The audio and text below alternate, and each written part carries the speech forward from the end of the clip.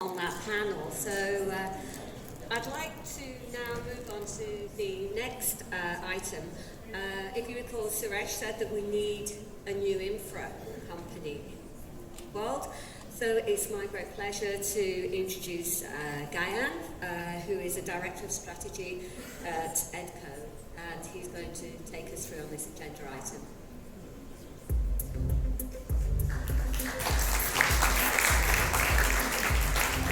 Hello everybody.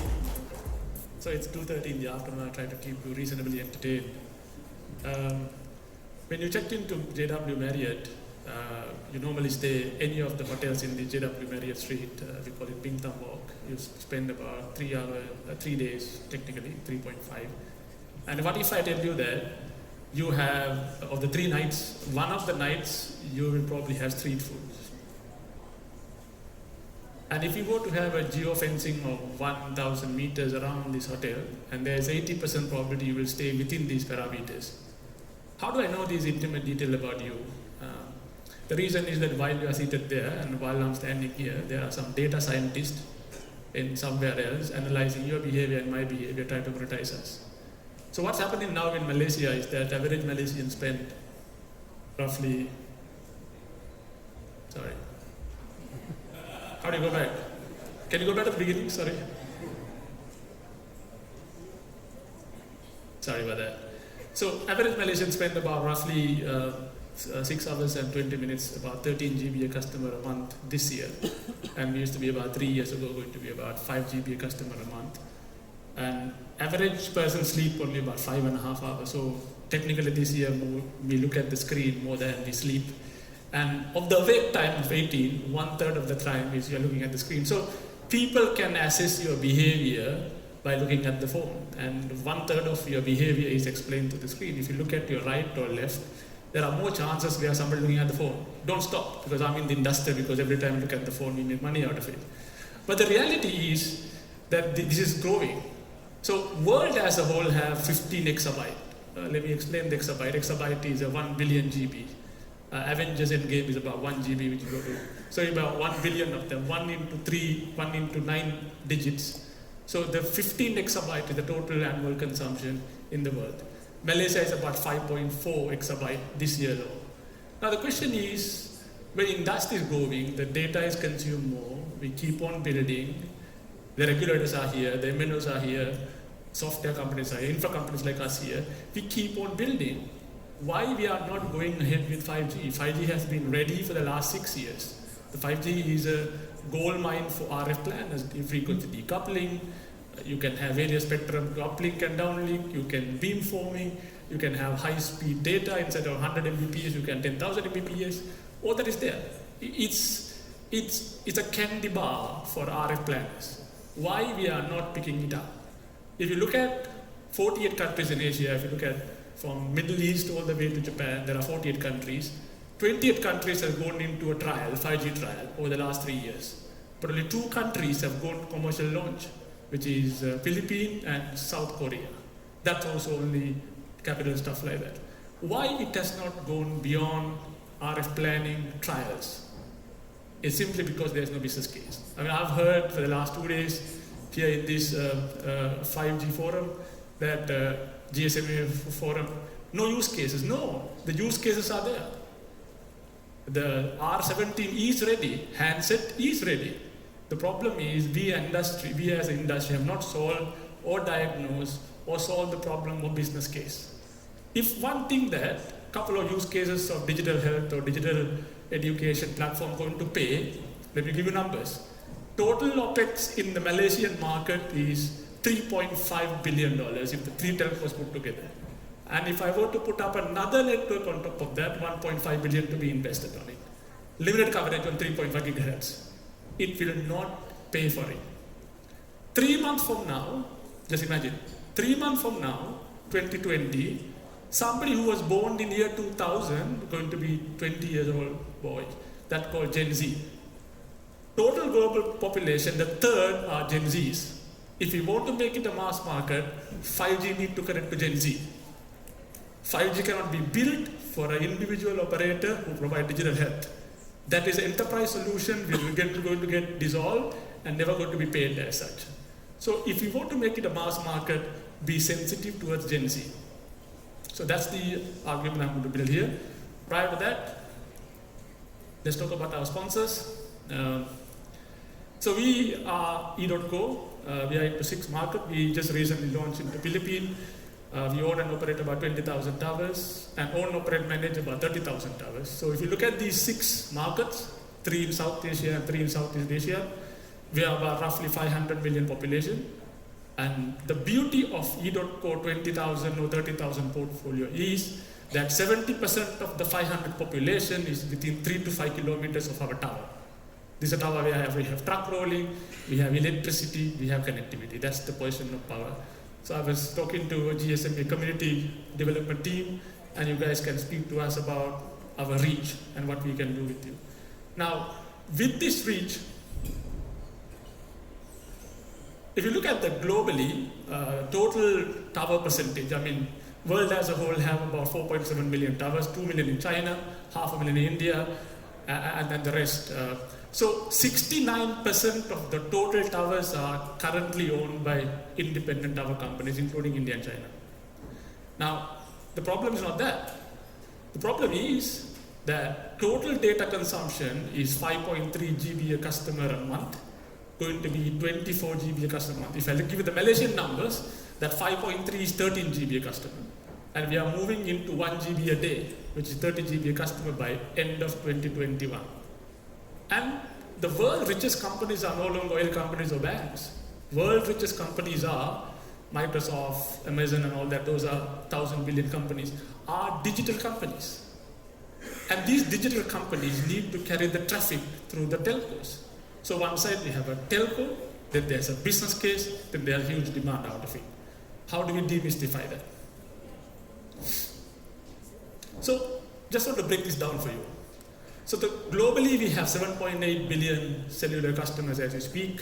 1/3 of that is in 2G, 1/3 of that is in 3G, and 1/3 of that is in 4G. That's 2.5 billion each.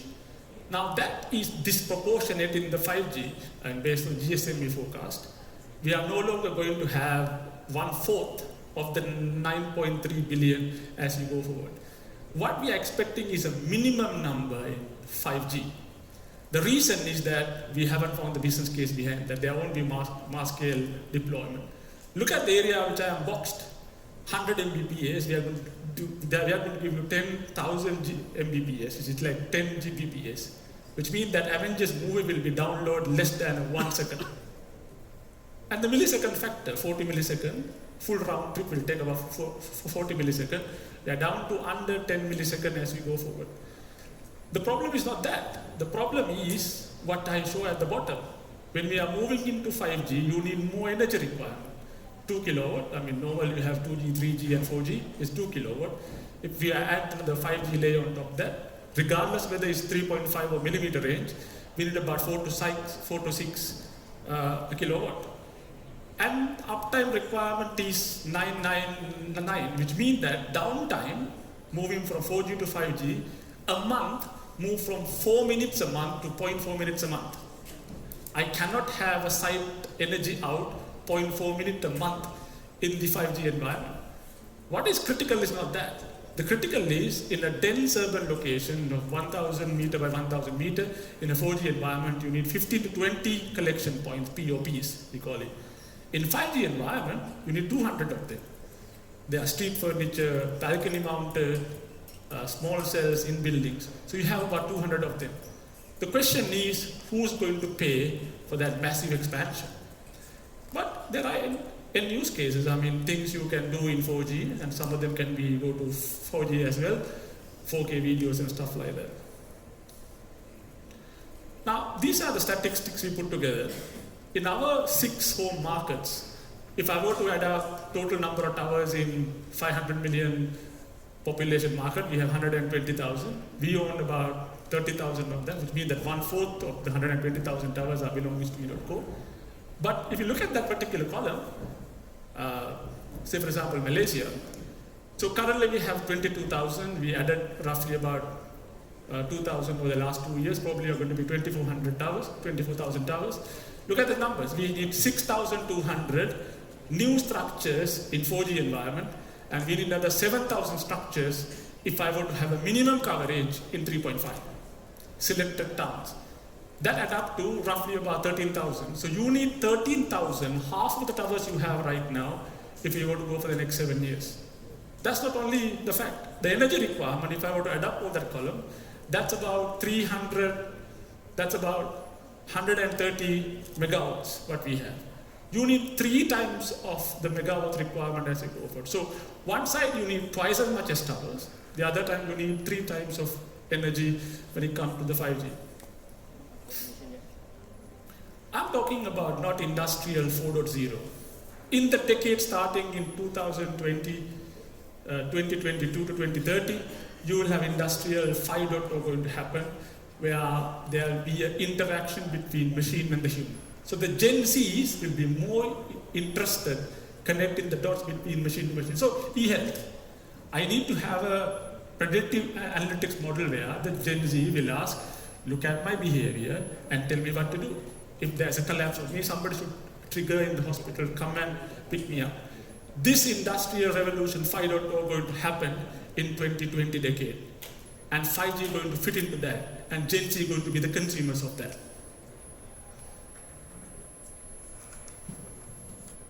So these are the end use cases we have. I'm not going to bore you with these statistics, where you have mobility and the guaranteed QoS has been given even in the 4G environment. What 5G gives you is that high throughput, millisecond factor, and massive connectivity on that. Now, who are the end use cases? Enterprise, government, and the Gen Z. There are many use cases about enterprise, there are many use cases about government. But here I'm talking about Gen Z, who's going to be a third of your total consumers and half of the data consumption by 2025. Let's break it down for you. So what is the Gen Z's means that somebody who was born after 1995? And what are the key characteristics of the person? If you have a son or a daughter who is a teenager, she or he is no longer going to be biased or opinion of you. She or he will have opinion by herself. He or she will be communicating all the time. She wants to resort to you asking your opinion all the time, so that she will have her own view. She's self-dependent, self-aware, and a realistic person. This is the generation where for the first time, the Gen Z will be not going to be better off than the previous. So in this generation, everything on OpEx base. They will not buy a car, there is no house. In fact, they will hire an apartment without a kitchen or a garage. And that's the generation we are looking at. And we have worked out the maths. Average Malaysian in a Gen Z, this is the next numbers we've run, the per capita income for them in 2025 will be about 3,500 ringgit. That's about $800 US, the entry level. Now, of the 3,500, 10% of that, which is 350 ringgit or about $80 US, will be spent on digital entertainment and connectivity. Not just connectivity, it's a digital entertainment and the connectivity. So what is digital entertainment means? It will be Netflix and all the other stuff, what we have there, including the e-gaming. Of the 350 ringgit, they will spend 10% of that, which is 1% of their total earning only in the communication, which is 35 ringgit.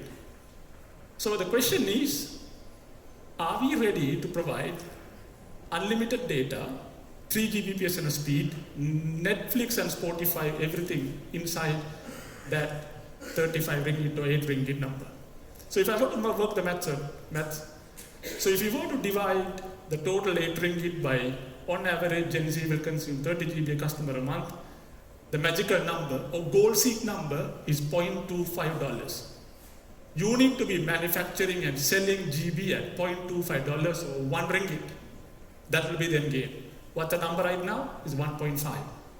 If you were to add up Digimaxi Celcom, assuming that traditional businesses will never going to exist at some point in time, SMS and stuff like that, and the total industry cost, which is 4.5 billion capex included, if you remove capex, it will be 3.5 divided by the 5 exabyte we are consuming this year, is going to get to $1.4. So $1.4 of a GB per customer a month has to come down to 0.25. Is that remotely possible? So let's look at, we are in the GSMA. 2G made money. No question about it. Investment has been recovered. You go to any board, have a conversation, yeah, 2G made money. 3G, I'm not too sure. The exorbitant prices they paid for spectrum and where they are in terms of deployment, where there is no upgrade path towards the technology, 3G is no longer an investment recovery. 4G yet to be recovered. Malaysia, we have 8,000 sites for each operator, Digimaxis and Celcom, and they put their 4G equipment in almost all their sites only in Q1 2018. So we are only about 1.5 years old. We're going to recover over the next 4 years' time before we think about 5G. And if you think about the timeline, it took 10 years to recover, 9 years. So between the Gs, the time gap is getting smaller and smaller. This is Malaysian numbers. So industry as a whole, if you look at the chart on the right, on the left of you, the total industry revenue is about $5.6 billion. About 3.5 is the OPEX portion, 1 billion is the CAPEX portion. And this $5.6 billion is the same number we had in 2012. And we have been stagnating. So as much as you put the money behind it, it doesn't reflect in the revenue. This is a chart I want to share with you. If there is one chart for you to remember from this presentation, remember this chart. Over the period of time, we are now at $1.4 per GB, and our revenue per GB is about 0.9. So there's a gap between revenue and the cost. Here I am assuming that the total cost of the network is allocated to data network. The conventional business will disappear at some point in time. And we are at 9.4 GB customer a month last year, and this year is 13. Now you might ask a question, so this volume goes up and this crack will merge and we are going to be happy. No. The higher the data volume, you need to put more data in terms of sites and stuff like that, the cost curve will go up. So this is a never submerging or emerging crack, that crack going to be there forever. So how it works is that there are two boxes here. One is 2G and 3G box, which is the money invested over the last many years. Then you have 4G and 5G. So 2G and 3G keep on funding 4G and 5G, and that 4G and 5G will create the growth. So this vicious circle continues. The traditional business pay for the new businesses who doesn't make money, and they create the growth, and the rest of the people keep continuing that. So this is the vicious circle, unless you are Geo India. Geo India invests $24 billion. So there is no 2G, 3G a bucket. The money came from outside to create the 4G, 5G case. So what's happening right now is that the traditional business, so long it continues, will keep on feeding and funding 4G and 5G. So pay attention to this. So today in 2018, I'll go very slow on these numbers. We have data usage, 9.4 GB a customer a month. We have 35 million data connection in Malaysia, which convert to 4 exabyte. And total cost is 4.5. 3.5 come from OPEX and 1 billion coming from CAPEX allocation per annum. That cost per GB is 1.4, right? So that's the current cost allocation. Target is 0.25. For the next 7 years, till 2025, if everybody want to build network by themselves, Digimaxis, Celcom put together, they build their 4G network, next level, and they build the pocket coverage for 5G. You need 15,000 more sites. And each 15,000 sites, you put the CAPEX behind structures, active equipment, edge computing and all that. It's going to be additional 1.5 billion to be invested. So the total cost will move from 4.6 billion to 6 billion. And then the cost per GB is about 0.4. So 1.4 become 0.4. We are not there until the point where the Gen Z is wanting. Gen Z want to bring all the way down to 0.25. If we want to go deeper the market, deeper the sharing, where we will not build 15,000 towers, instead we will build 7,000 towers, and the current tower portfolio also to be shared, then we can get to the 0.25 magical number. Ladies and gentlemen, in this market, it's a goal seek. We need to demystify the goal seek, and the goal seek number is 0.25. That's only possible by deepening the sharing.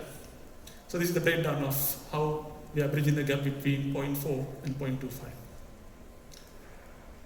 So this is a further calculation behind. So if you look at from top to bottom, infra sharing, densification has to be shared.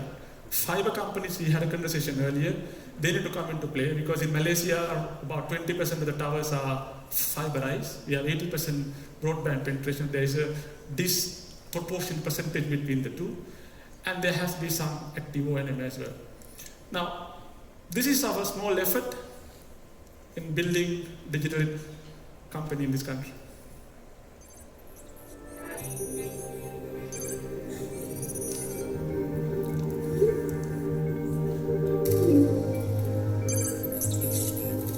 In the mobile broadband data-hungry world that we're living in today, basically huge amounts of data are being processed and calculated within seconds, and this requires a stable and also a reliable network. We live in an age where data demand is always on the rise. Mobile phone keeps people connected from the time they wake up to the time they go to bed, and everything we do in between. As connectivity providers, we want to serve customers with better coverage, but also better capacity wherever they are. At EDOTCO, we have a solution to provide, and that is called Street Furniture Solution. In Street Furniture Solution, whereby telecommunication equipment such as small cells antenna are being camouflaged and installed together with street objects such as dustbin, lampposts, traffic lights, bus stop, manholes, to name a few. The usage of street furniture provides us with another option that allows us to roll out infrastructure in key cities where density is a challenge in a manner that is aesthetically pleasing and in a manner which blends in seamlessly with the overall look of the city. So we work closely together with the Penang State Government and also the Seberang Perai Municipality to implement the Smart Bus Stop. The Smart Bus Stop is a solution that basically caters for the end user needs in terms of coverage and capacity. In addition towards that, it has safety features such as panic button, digital signage, CCTV, Wi-Fi, and also power charging. Within this solution, we work closely with the municipality, local council, and authorities to ensure that the aesthetic value of the site is taken care of. In addition towards that, we work with mobile network operators to ensure that basically the capacity and coverage of the sites are catered for. At the end of the day, it's a win-and-win situation for all parties involved. We are thrilled with this collaboration between mobile network service providers, city councils, and state governments to be able to explore new solutions like this, especially as Malaysia and the rest of the world move into an exciting era of 5G, artificial intelligence, and the Internet of Things.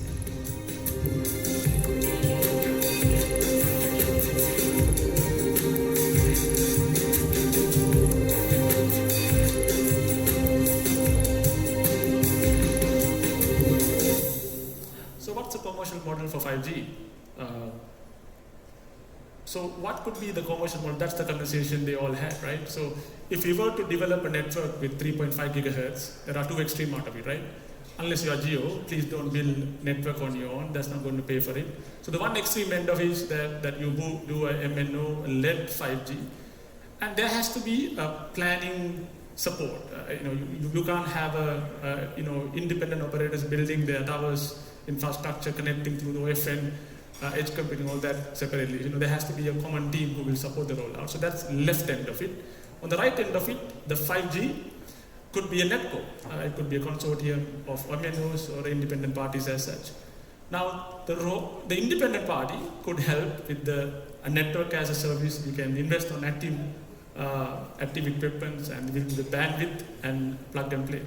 But there could be a hybrid strategy where neutral party could build outside the capitals. So the MNOs can continue to own Klang Valleys and Penang and the capitals, and the peripheries could be owned, operated, leased by the independent party.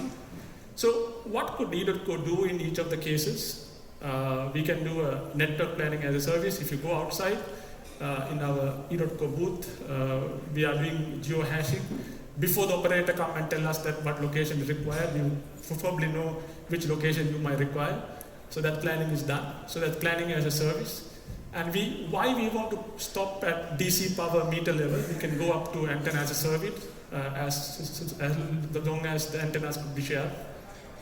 And we are moving into shareable small cell, OFN as a service, and alternative structures of bus stop, underground, stuff like that. And finally, the 5G is going to happen at the fleet level. So they're working with the municipal councils is critically important on that. And smart cities and edge computing. So here I am calling upon the industry to see if 5G is going to be a reality, you need to extend the sharing beyond what we are. So towerco model is moving from simple tower to the energy to tower, power, antenna as a service, edge computing, and so forth. So there's something I want to share finally. We got to change how we think about it. The game of 2G, 3G, 4G has been a golf game, where when you pass the 18 holes, you win. That's why you have number one operator in the market, number 2 and 3. Whereas 5G game is like soccer, like a team. You have to bring the goal from A to B, find that goal. Imagine somebody playing golf in a soccer match. Thank you very much.